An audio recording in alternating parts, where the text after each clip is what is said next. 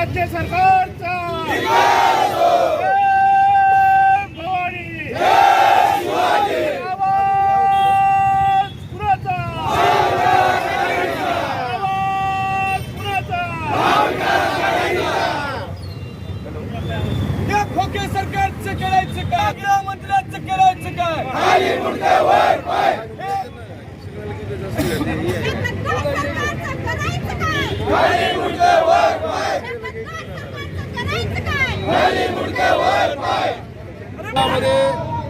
ह्या झोपलेल्या कुंभकर्ण सरकारला जागा करण्यासाठी हे घंटानाद आंदोलन संपूर्ण महाराष्ट्रभर करण्यात आलेलं आहे। लातूर शहरामध्ये काँग्रेस, शिवसेना, उद्धव बाळासाहेब ठाकरे आणि राष्ट्रवादी काँग्रेस यांच्या संयुक्त विद्यमानं हे आमचं आंदोलन झालेलं आहे। शेतीमालाला योग्य भाव मिळाला पाहिजे, त्यांनी मराठा आरक्षणाचा गोंधळ उडाला असताना खाजगी कंत्राट भरतीचा जो GR परत त्यांनी लागू केला, तो GR त्वरित मागे घ्यावा, अशा असंख्य मागण्यासाठी हे आंदोलन होतं। सर्व पक्षाच्या पदाधिकाऱ्यांनी आणि कार्यकर्त्यांनी याला भरभरून साथ दिलेली आहे। तसंच त्याही पत्रकार मित्रांनी सुद्धा भरपूर साथ दिली।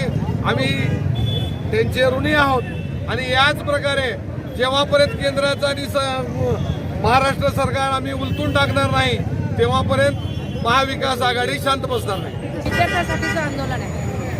आज विद्यार्थ्यांचा एकच बेरोजगारीचा प्रश्न एवढा मोठ्या प्रमाणावरती भीषण झालेला आहे। जे विद्यार्थी परीक्षा देण्यासाठी आयुष्यामध्ये मोठं होण्यासाठी जे परीक्षा देण्याचा प्रयत्न करतायत, त्यांचा तो अभ्यास, त्यांची जर परिस्थिती बघितली तर अतिशय वाईट वाटतंय।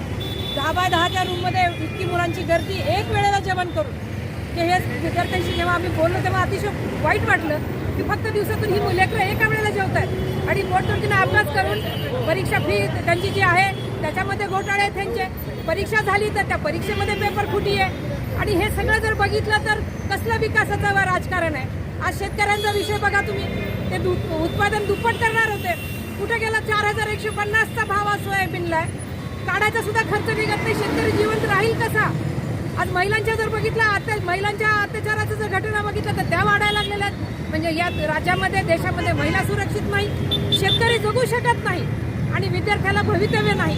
मग शेवटी हे सरकार करायचंय कशाचं सरकार आहे, कोणासाठी काम करतंय हेही आम्हाला कळावं। आज जर हे सगळे जर प्रश्न बघितले तर म्हणजे कुठल्या घटकासाठी हे सरकार काम करतंय, त्या सरकारनेच आम्हाला उत्तर द्यावं। आज हे जे समाजातले जर प्रश्न बघितले तर आता पिण्याचा पाण्याचा प्रश्न आहे, म्हणजे डेव्हलपमेंटचा विषय घेतला